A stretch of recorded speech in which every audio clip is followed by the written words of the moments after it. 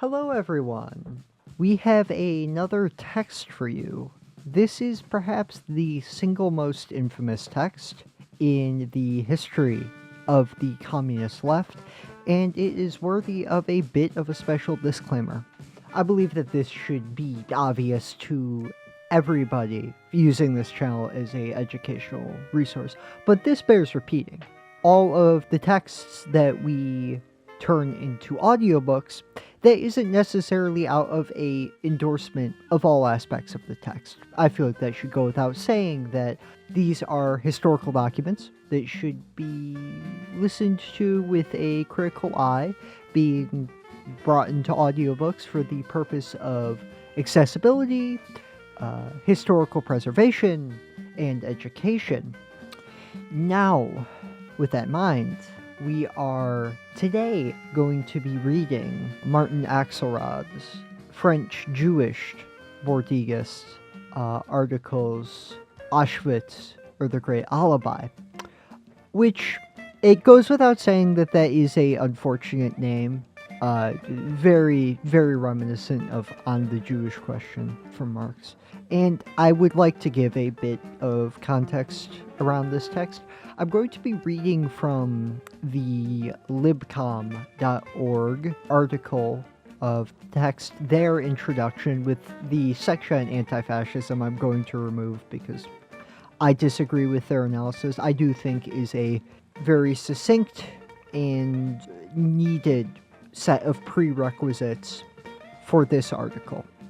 Now, this Auschwitz or the Great Alibi is an article originally published in Programme Communiste number 11, 1960. This article is very often, including on Wikipedia, falsely attributed to Amadeo Bordiga. However, this was written by French-Jewish Bordigas Martin Axelrad, who was once a refugee and whose parents were tragically murdered at the Treblinka extermination camp during the Shoah. So he is himself a Holocaust survivor and the descendant of people who died in the Shoah. And I think that is very important context regarding the background of this text and the way that people misconstrue it. So this article became notorious as the founding text of left negationism, being Holocaust denial, after multiple articles highlighted it in France in the 90s. This was due to its publication in La Ville Turpe in 1970. La Ville Turpe reopened as a Holocaust denial / negationist publisher under Pierre Guillaume, Serge Thion, and Alain Juonet a year later. Well, we do not consider this piece to be Holocaust denial. It does make numerous arguments which approach revisionism, many of which are not properly dealt with in Axelrad's 1996 response, which we will also read. The industrialization of the gas chambers is attributed to pressure on the Nazis due to the war against the Allies, rather than intrinsic to the Holocaust more generally. Axelrad in his response addresses the Allies' unwillingness to accept Jewish refugees, but his point blaming the war effort for the industrialization of the Holocaust is unaddressed. Axelrad also claims that the majority of Jews at the time were petit bourgeois, which mirrors far-right rhetoric around so-called Jewish capitalism. Other Marxists have attempted to trace Nazi anti-Semitism and 20th century anti-Semitism more generally to a materialist account of the ways that Jews were restricted to particular professions and forced to migrate in the 19th and 20th centuries, but Axelrad, rather than undertaking this, just drops a unsubstantiated claim.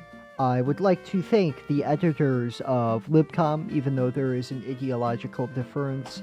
I do really appreciate the succinctness of the intro they provide and the much needed context and corrections that provides for this article, which is a complicated piece and a complicated historical artifact. Before we get into the text itself, I would like to recommend Dr. Norman Finkelstein's The Holocaust Industry, as it is a fantastic modern text that expands on a lot of the ideas laid out by Axelrad in a more historically accurate way.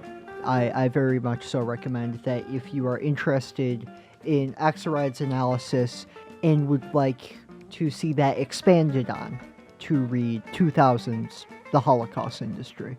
Without further ado, here is Auschwitz, or The Great Alibi. The leftist press has just demonstrated once again that racism, and especially anti-Semitism, is somehow the great alibi of the anti-fascist, is their cause célèbre, and always their last refuge in discussions. Who can withstand the evocation of the extermination camps and of the death furnaces? Who doesn't bow their head before the 6 million assassinated Jews? Who doesn't shudder before the sadism of the Nazis? Nevertheless, is one of the anti-fascists' most scandalous mystifications, as we propose here to demonstrate. A recent leaflet of the MRAP, that is the Movement Against Racism, Anti-Semitism, and for Peace, attributed to Nazism the blame for the death of 50 million human beings, of whom 6 million were Jews. This position, identical to the quote-unquote fascist warmongers' slogan of self-styled communists, is typically bourgeois. In refusing to see that capitalism itself is the cause of the crises and cataclysms that periodically ravage the globe, the bourgeois ideologues and reformists have always pretended to explain them by each other's wickedness. One can see here the fundamental similarity of the ideologies, if one dares say it, of fascism and anti-fascism. Both proclaim that it is thoughts, ideas, the will of human groupings, which determine social phenomena. Against these ideologies, which we call bourgeois because both defend capitalism, because all these fated idealists of today and tomorrow, Marxism has demonstrated it is, on the contrary, social relations which determine the movement of ideas. This is the keystone of Marxism. In order to see to what a degree pseudo-Marxists have disowned it, it is sufficient to point out that as far as they are concerned, everything comes about through ideas. Colonialism, imperialism, capitalism itself are nothing more than mental states. And to cap it all, the evils that humanity suffer are due to evildoers, misery mongers, oppression mongers, warmongers, etc. Marxism has demonstrated that, on the contrary, misery, oppression, wars of destruction, far from being anomalies caused through deliberately malevolent, far from being anomalies caused through deliberately malevolent wills, are part of the normal functioning of capitalism. This is particularly so in the epoch of wars of imperialism, a theme we will develop further because of the important way in which it bears on our subject, the question of destruction. For context, Shoah is the Hebrew and Yiddish word for the Holocaust, which means destruction in English. Moving on. Even though our bourgeoisies or reformists recognize that imperialist wars are caused through conflicts of interest, they fall well short of arriving at an understanding of capitalism. One can see it in their total lack of understanding of the basic causes of destruction. For them, the aim of war is to obtain victory, and the destruction of the adversary's installations and people are merely the means for the attainment of this end. This is believed to the extent that some innocents predict a war won through the dosing the enemy with some sort of sleeping draught. We've shown that the reverse is true, that destruction is the principal aim of the war. The imperialist rivalries, which are the immediate cause of wars, are themselves only the consequences of ever-increasing overproduction. Capitalist production is effectively impelled into war because of the fall of the rate of profit and the crisis born of the necessity of continually increasing production whilst remaining unable to dispose of the products. War is the capitalist solution to the crisis. The massive destruction of people remedies the periodic overpopulation which goes hand in hand with overproduction. You would have to be an illuminated petit bourgeois to believe that the imperialist conflicts could be regulated as easily as in a game of cards or round table, and that this enormous destructiveness and death of tens of millions of men are through the obstinacy of some and the evil and greed of others. Marx in 1844 was already reproaching the bourgeois economists who considered greed as being innate, explaining it by showing why the greedy were obliged to be greedy. Also from 1844, Marxism demonstrated the causes of quote-unquote overpopulation. Quote, the demand for men necessarily governs the production of men, as of any commodity. If supply increases over demand, a number of workers will become paupers or die of starvation. End quote. Marx in Economic and Philosophic Manuscripts of 1844. Engels wrote in Outlines to the Critique of National Economy, quote, the population is only too large where the productive power as a whole is too large, end quote. And from the 1844 manuscripts, quote, we have seen that private property has turned man into a commodity whose production and destruction also depend solely on demand. How the system of competition is thus slaughtered and daily continues to slaughter millions of men, end quote. The last war, far from weakening Marxism and demonstrating that it has quote-unquote had its day, has exactly confirmed our expectations. It was necessary to recall these points before taking up the matter of the extermination of the Jews, as to draw attention to the fact that it took place not at any old time, but precisely at the time of an acute crisis and within an imperialist war. It is accordingly within the context of this gigantic, destructive undertaking that it is possible to explain it. The problem can be cleared up not by trying to explain the quote-unquote destructive nihilism of the Nazis, but rather why the destruction concentrated itself largely on the Jews. On this point also, Nazis and the anti-fascists are agreed. It is racism, a hatred of Jews, and a ferocious and uncontrollable passion that caused the death of the Jews. But as Marxists, we know that social passions don't have a life of their own, that nothing is more determined than these big movements of collective hatred. We will see that the study of anti-Semitism within the imperialist epoch confirms this. We emphasize that we are talking of anti-Semitism in the imperialist epoch, for whilst ideas of all shades, from Nazis to quote-unquote Jewish theoreticians, claim that the hatred of Jews has been the same at all times and in all places, we know it to be nothing of the sort. The anti-Semitism of recent times is totally different from that during feudalism. We won't go into the history of Jews here, which Marxism has already entirely explained, but we can say we know why feudal society preserved the Jews as such. We know that whilst strong bourgeoisies, i.e., those that had been able to make an early political revolution, England, USA, France, had virtually assimilated their Jews, the weaker bourgeoisies hadn't been able to do this. We haven't explained here the survival of the quote-unquote Jews, but the anti-Semitism of the imperialist epoch. It will not be so difficult to explain if instead of occupying ourselves with the nature of Jews or anti-Semites, we look at the place of Jews in society. As a result of their previous history, the Jews find themselves today mainly in the middle and petite bourgeoisie, a class condemned by the irresistible concentration of capital. It is this which shows us what is at the source of anti-Semitism.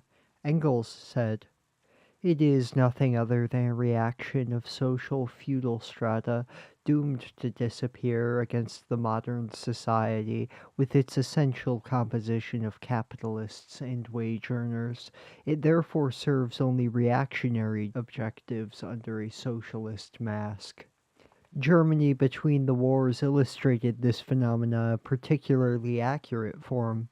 Shattered by the war and the revolutionary thrust of 1918 through 28, and menaced at all times by the proletariat, German capitalism suffered deeply from a world crisis after the war. whereas the stronger, victorious bourgeoisies, USA, France, Britain, emerged relatively unscathed and easily got over the crisis of the quote-unquote readjustment to the peace economy.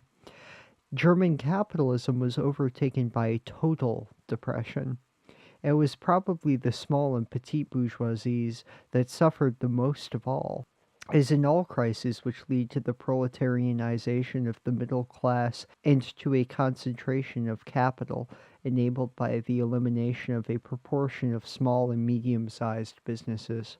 But in this instance, it was such that the ruined, bankrupted, dispossessed, and liquidated petite bourgeoisie couldn't even descend into the proletariat, who were themselves affected badly by unemployment, 7 million unemployed at the worst point of the crisis.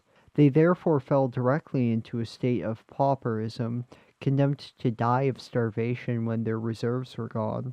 It is in reaction to this terrible mess that the petite bourgeoisies quote-unquote invented anti-Semitism, not so much as metaphysicians would have it, to explain the misfortunes that hit them, but rather to preserve themselves by concentrating on one of its groups.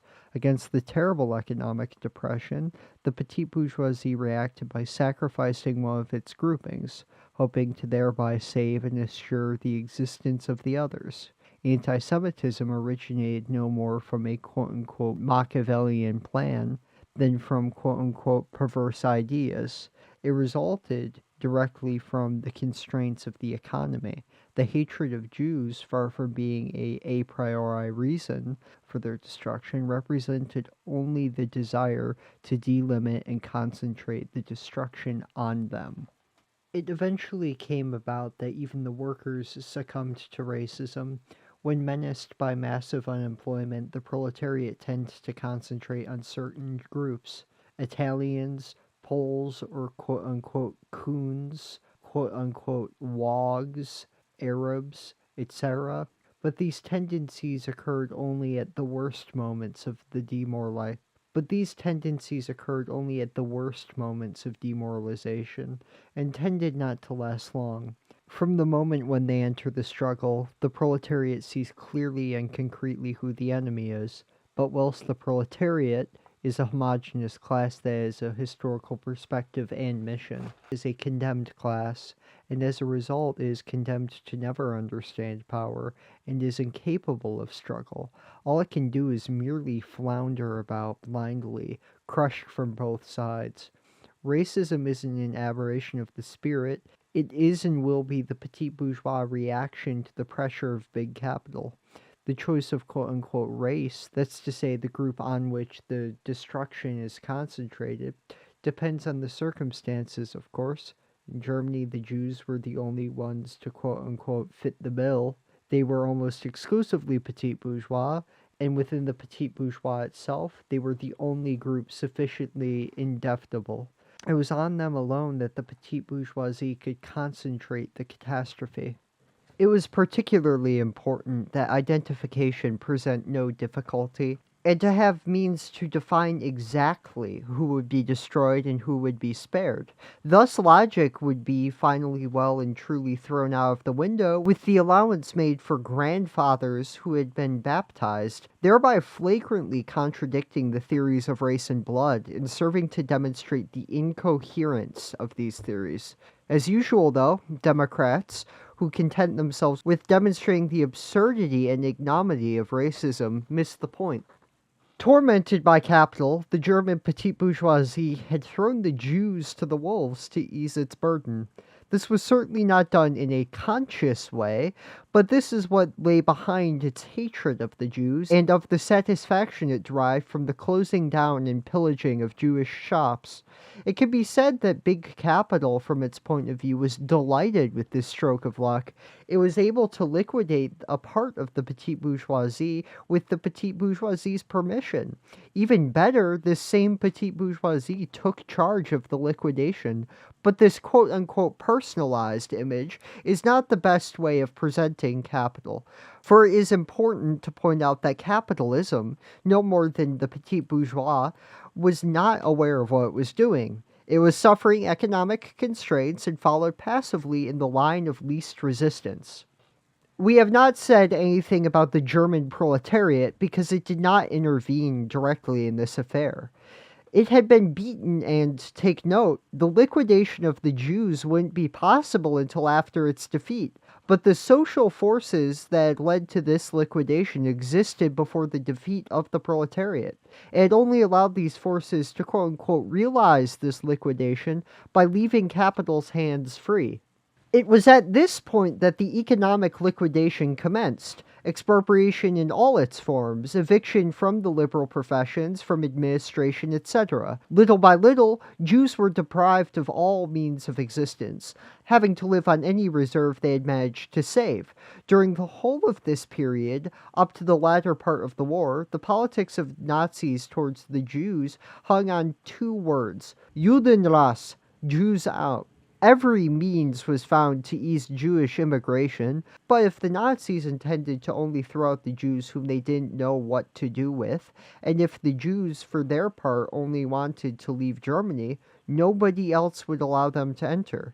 And this isn't really so astonishing if one considers that nobody could let them enter. There just weren't any countries capable of absorbing and providing a living to millions of ruined petit bourgeois. Only a tiny fraction had been able to leave. The greater part remained, unfortunately for them and unfortunately for the Nazis, suspended in mid-air, as it were.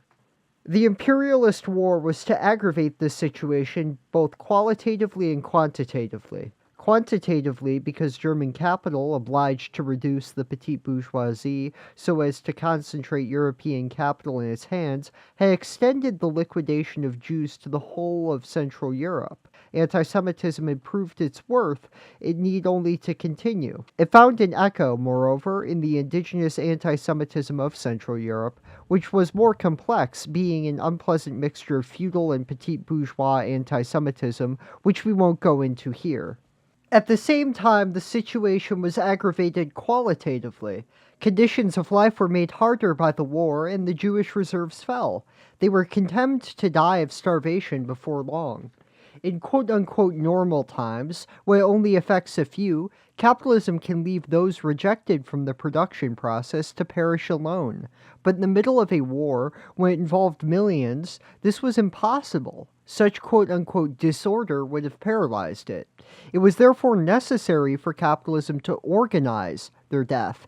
It didn't kill them straight away, though. To begin with, it took them out of circulation, it regrouped and concentrated them, and it worked them to death. Killing men through work is one of capitalism's oldest tricks. Marx wrote in 1844, quote, "To meet with success, industrial competition requires numerous armies that can be concentrated in one place and copiously decimated." End quote. It was required, of course, that these people defray their expenses whilst they were still alive and of their ensuing deaths, and that they would produce surplus value for as long as possible. For capitalism couldn't execute the men it had condemned unless it could profit from this very execution itself. But people are very tough. Even when reduced to skeletons, they weren't dying fast enough. It was necessary to massacre those who couldn't work, and then those for whom there was no more need, because the avatars of war had rendered their labor useless. German capitalism was uncomfortable, however, with assassination pure and simple. Not on humanitarian grounds, certainly, but because it got nothing out of it. From this was born the mission of Joel Brand, to which we refer because of the light it sheds on the answerability of global capitalism as a whole. Footnote 2. See L'Histoire de Jules Brand by A. Weisberg, Editions du Seuil. Joel Brand was one of the leaders of a semi-clandestine organization of Hungarian Jews. This organization was trying to save Jews by every possible means, hiding places, illegal immigration, as also by the corruption of the SS. The SS Judenkommando tolerated these organizations, which they tried more or less to use as auxiliaries in the sorting out and gathering operations. In April 1944, Joel Brand was summoned to the Judenkommando in Budapest to meet Eichmann, who was head of the Jewish section of the SS.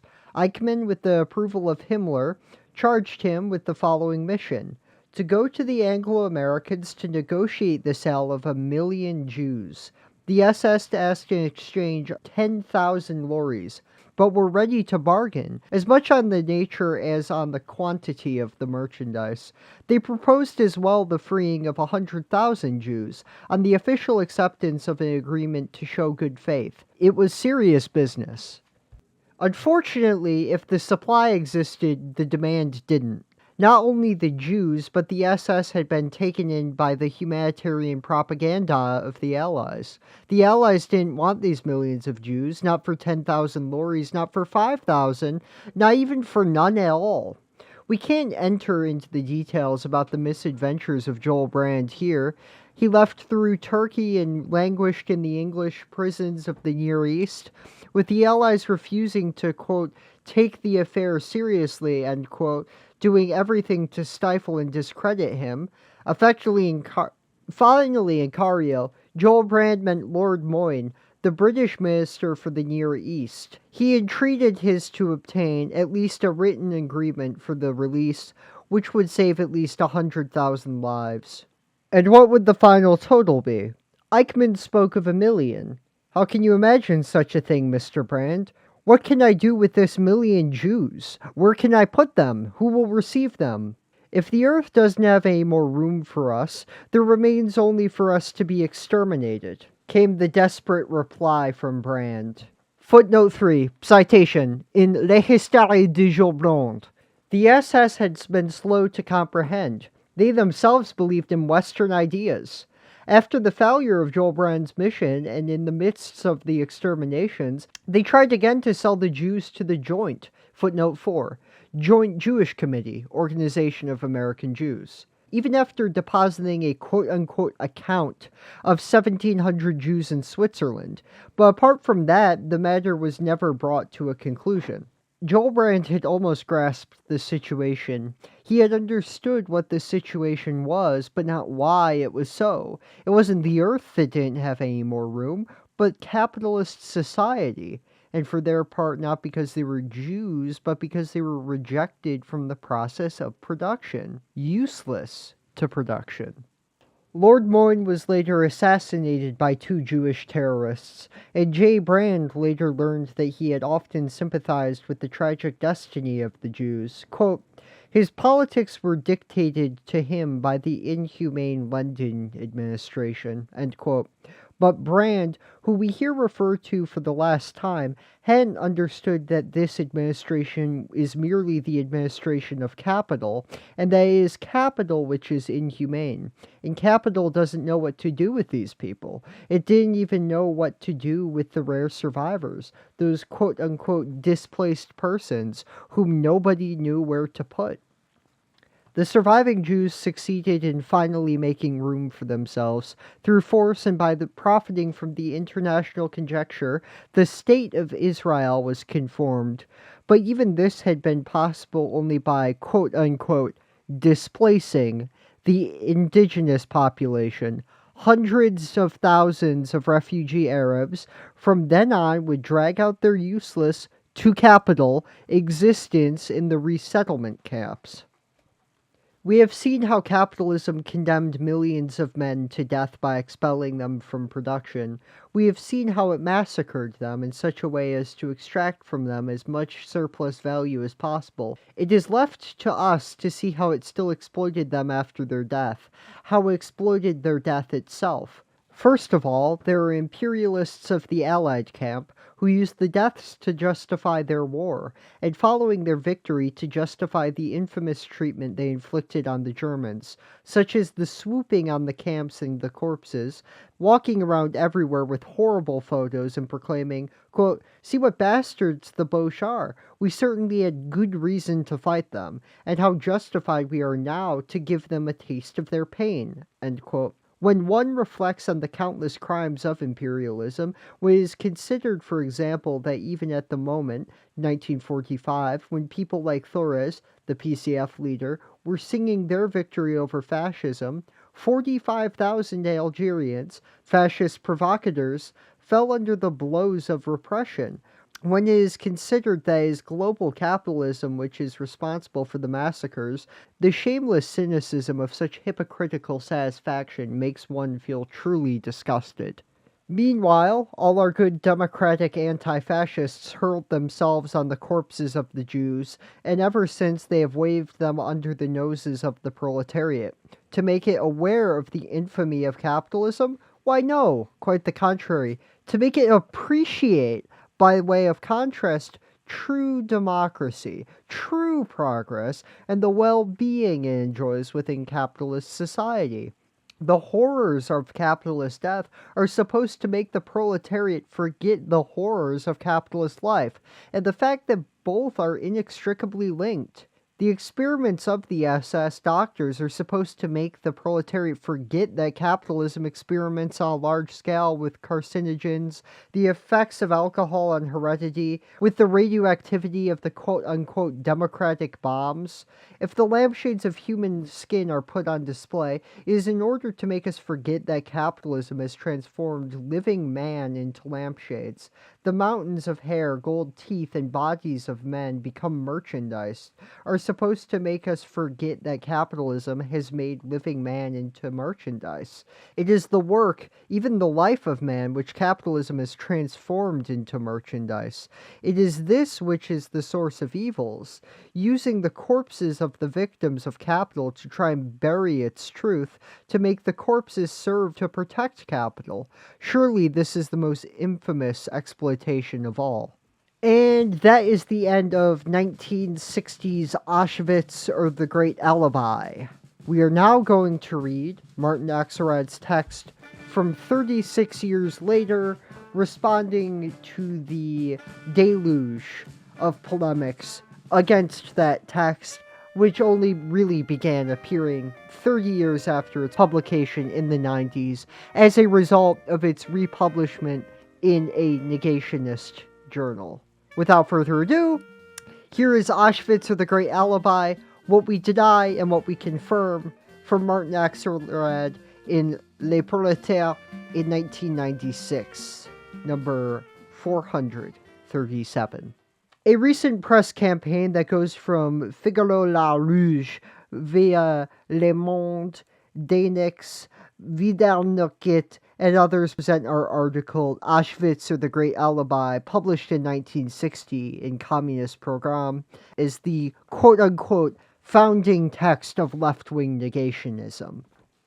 At first, we think that our accusers have not read this article, which talks about the extermination of Jews, death camps, crematoria, and Nazi barbarity in general, as a proven fact of blatant evidence. When you think about it, however, you can see why even people who have read it are blending those who deny the reality of Nazi horrors with us who seek to explain them and at the same time show the co-responsibility of the quote-unquote democratic states. Our quote-unquote absolute perversion, Vidal-Noquet dixit, is to demolish in this way the mythology that presents Nazism and fascism in general as a manifestation of the devil that all men of goodwill must fight. Is to explain fascism, racist or not like its Italian prototype, and at the same time to explain that from the real front of social and political struggles does not pass between Democrats and fascists, but opposes the forces of proletarian revolution to those bourgeois conservation. This is what we are actually reproached by the negative bourgeois Democrats and the subtle Trotskyist tacticians who seek to rely on them. Against one another, let us recall the few points of what we deny and what we assert.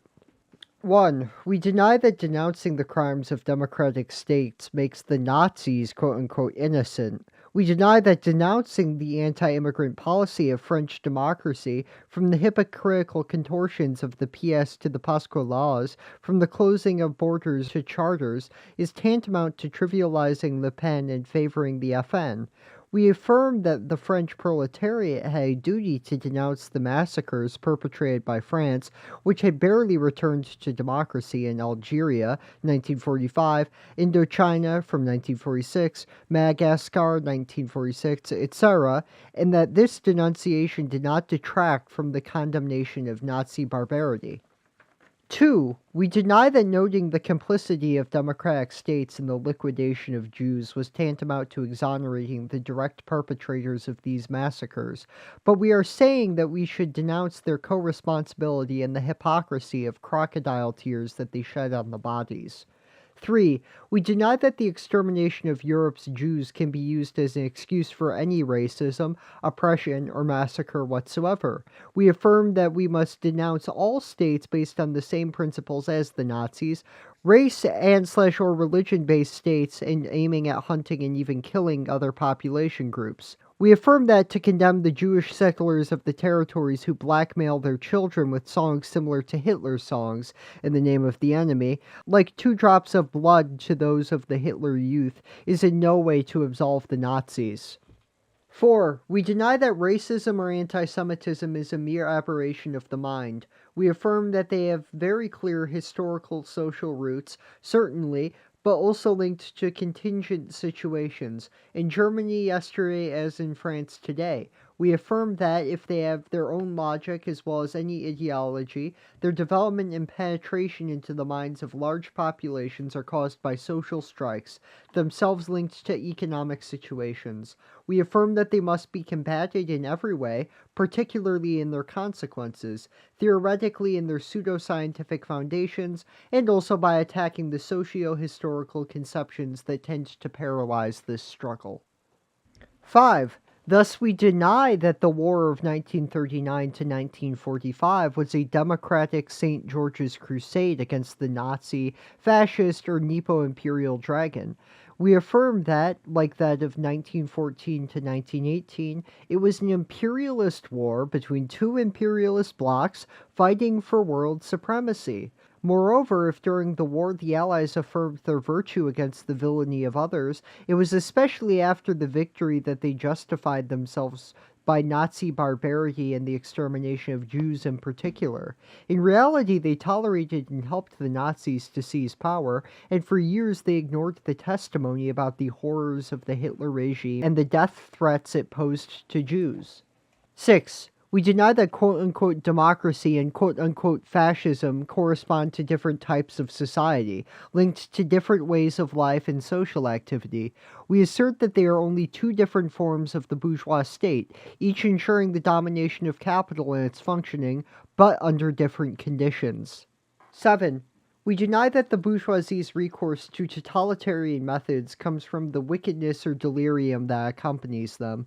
We affirm that, when economic, social, and political conflicts are not too acute, democracy is the best form of state for the bourgeoisie, leaving a certain amount of room for competition and social antagonism avoids violent explosions and maintains the illusion of common interest. But when the economy and society find itself in a deep crisis, the consensus breaks down and the antagonisms break out violently. Fascism presents itself as the savior. It does not only aim to completely subjugate the proletariat, which is generally already beaten or politically disorganized and disoriented, it also strives to unify and centralize all the bourgeois and petty bourgeois factions in its grip and to impose on them, sometimes against their particular interest, the general requirements of quote-unquote national salvation. 8. We deny that fascism can be combated by calling for the maintenance of an idealized democracy, just as we deny that monopolies can be combated by promoting free competition. We affirm that a genuine struggle against fascism requires that we place ourselves on the ground of a genuine struggle against capitalism. We affirm that even anti-fascist propaganda can only be done on the basis of serious anti-capitalist propaganda. 9. We deny that significant sections of the bourgeoisie can effectively fight fascism. We affirm that, if the situation demands it, the determining centers, from big capital to fascism, bringing about a large majority of bourgeois and petty bourgeois. 10. We deny that the broad anti-fascist fronts can seriously oppose the rise of fascism. We affirm that they actually prevent an effective anti-fascist struggle. History and theory, as well as current politics, demonstrate that under the pretext of maintaining unity and not blowing up the quote-unquote front, the most radical elements are forbidden to claim and lead, even in propaganda alone, a consistent anti-capitalist struggle. 11. We deny that having a quote-unquote renvoyé dos à dos, editor's note, to have dismissed two parties who are in dispute without giving any advantage over the other, end editor's note. As Rouge says, the Nazis and other imperialisms, democracy and fascism. We affirm that we have called to fight one and the other on the basis of the immediate and historical demands of the proletariat and without any unnatural alliance. Only fundamentally defeatist people who have forever accepted capitalist exploitation and oppression and would only like to make them milder may not see the difference between these two positions. 12. We affirm that the proletariat must fight resolutely on the basis of its own positions. It must provide a positive perspective for the transformation of social relations that can eliminate exploitation, misery, oppression, and wars. It is only in this way that we will be able to drag certain petty bourgeois strata into a real struggle against racism, against fascism, against bourgeois domination in general. What strikes above all is the despicable hypocrisy of the bourgeoisie and its lackeys, who would like to make it appear that racism and anti-Semitism are in themselves responsible for the suffering and massacres, and in particular the deaths of 6 million Jews in the last war. The article we reproduce exposes the real roots of the extermination of Jews, roots that should not be sought in the realm of ideas, but in the functioning of the capitalist economy. And it shows while the German state had been the executioner of Jews, all bourgeois states are co-responsible for their deaths, on which they now shed crocodile tears. Extract from the introduction. And that is the end of Auschwitz or the Great Alibi, what we deny and what we confirm. Let me know what you thought of this. Let me know what you thought of these very interesting texts. Make sure that you rate the show 5 stars if you're listening on Spotify. That really helps us out. If you're on YouTube, leave a comment. Press the good buttons. You know which ones to press. And if you'd like to submit a text, my Discord is in the description. Shoot me a DM. Tell me what text you'd like to read. I'll let you know if we'd like you to read it or not. And then you can go ahead and record it. Make sure you edit out any mistakes, and send me the MP3 file. If it's up to our standards, we'll put it on the channel for you. Ladies, gentlemen, and non-binaries, that will be all. Have a good one.